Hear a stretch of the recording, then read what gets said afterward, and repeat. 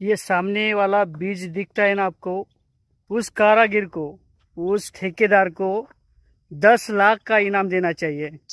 ऐसा कारागिर, ऐसा ठेकेदार आपको कहाँ भी नहीं मिलेगा। आप देख सकते हैं ये जो पुल की हालत है, इसका जिम्मेदार कौन है। ये रोड पे जाने वाले माझ्या भावांनो, माझ्या बंधूंनो आणि माझ्या शेतकरी मित्रांनो, तुम्हाला मला हे सांगायचं आहे, माझ्या पांगरीकरांना सांगायचं आहे, माझ्या चोरजवळच्या शेतकऱ्यांना सांगायचं आहे, माझ्या जामठी, बोराळा, नांदुरा या शेतकऱ्यांना सांगायचं आहे, माझ्या पांगरीतील शेतकऱ्यांना सुद्धा सांगायचं आहे, जर आपण या ब्रिजहून जात असाल, या पुलावून जर जात असाल, तर हा पूल आपल्यासाठी कधीही धोकादायक ठरू शकतो। आपला जीव घेण्याचं काम या पुलाच्या माध्यमातून ते होऊ शकते। नीट बघा, आता साधारणतः हा जो पूल आहे, या पुलाची हाईट म्हणजे या डांबरोळापेक्षा या पुलाची हाईट कमीत कमी 3 ते 4 फूट उंच असायला पाहिजे होती। हा पांगरीचा ब्रिज आहे, इंचाचा ब्रिज आहे, पांघरवाडा ब्रिज आहे, म्हणजे पूल आहे। या पुलावरती अक्षरशः हा पूल पूर्णपणे आता खचून गेलेला आहे। कारण तर जे काही ठेकेदार असेल, या ठेकेदारांनी पैसे वाचवण्यासाठी एक 10-5 लाख रुपये वाचवण्यासाठी लोकांच्या जीवासोबत खेळलेला आहे।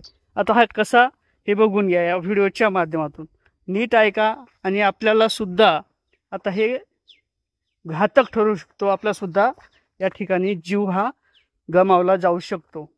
अक्षरशः या जी काही जमीन आहे, ती पूल आहे त्या साईडला, या कोपऱ्यात बघता तुम्ही, हे पूर्णपणे पूल दबलेला आहे, परंतु खालून पूर्णपणे पोकळ झालेलं आहे। आता बाजूची जी काही पलीकडली साईडची बाजू असेल, ती सुद्धा मी तुम्हाला दाखवणार आहे, सावध करत आहे। कारण तर नंतर एखादा पर्याय काढण्यापेक्षा आज जे काही सत्य आहे ते या व्हिडिओच्या माध्यमातून सांगण्याचा प्रयत्न करतो। कारण तर इथला जे काही ठेकेदार असेल, हे सुद्धा तुम्हाला माहीत आहे, हे जे काही याचं पुलाचं वरचं बॅरिगेड होते, हे सुद्धा पूर्णपणे कोसळलेले आहेत। आणि आता काही दिवसातच पावसाला सुरुवात होणार आहे। पूर्णपणे हा ब्रिज भुया, हे काही जे खालचा भाग आहे ते पूर्णपणे उद्ध्वस्त झालेला आहे, पूर्णपणे पोकळ होऊन गेलेला आहे। हा ब्रिज कधी तर जी काही बाजूची पलीकडली साईड आहे, ती सुद्धा मी तुम्हाला दाखवण्याचा प्रयत्न करणार आहे, की सावध करण्याचा प्रयत्न या व्हिडिओच्या माध्यमातून केला जात आहे। म्हणजे ज्या अर्थी हे जे काही ठेका कोण घेते हे आपल्याला सांगायची फार तर गरज नाही। कारण तर हिंगोलीच्या भागातील जे काही ठेकेदार असतील, हे कोण आहेत आणि या ब्रिजचं काम कशा पद्धतीने झालेले हे निश्चितच तुम्हाला समजेल। ही पलीकडली बाजू ही पण पूर्णपणे कोसळण्याच्या मार्गावर आहे। आणि ही जी काही अलीकडली साईडची बाजू आहे, ही पूर्णपणे कोसळण्याचं काम सुरू झालेलं आहे। याच ठिकाणी हे ब्रिजचा जो काही भाग आहे पूर्णपणे कोसळलेला आहे। आता हे कधीही या बरसातीत, या पावसात कधीही पडू शकतो। अशा पद्धतीने या पूर्ण पुलाचं काम हे 2 नंबरचं करण्यात आलेलं होतं।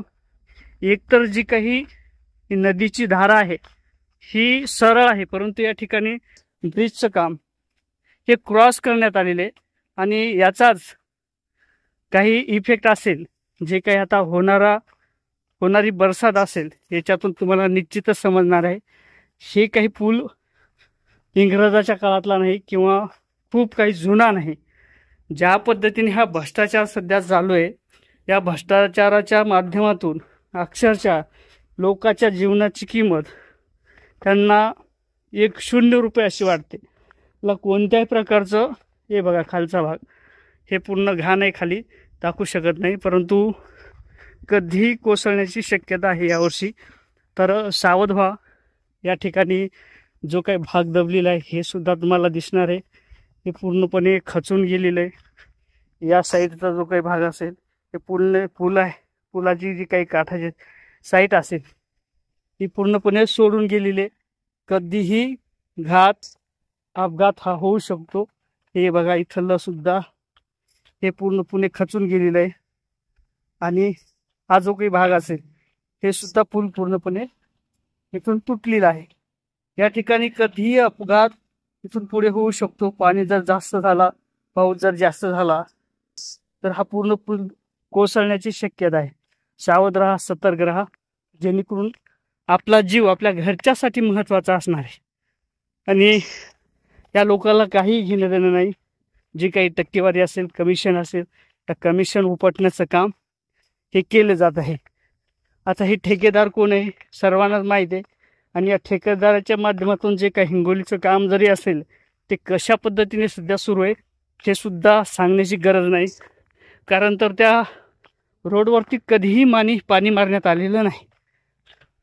माफ करा, दम येतोय बोलता बोलता किंवा चालता चालता. जय शिवराय. हे बाजूचा भाग बघू शकता, हे पण पूर्णपणे कोसळण्याच्या मार्गावर आहे.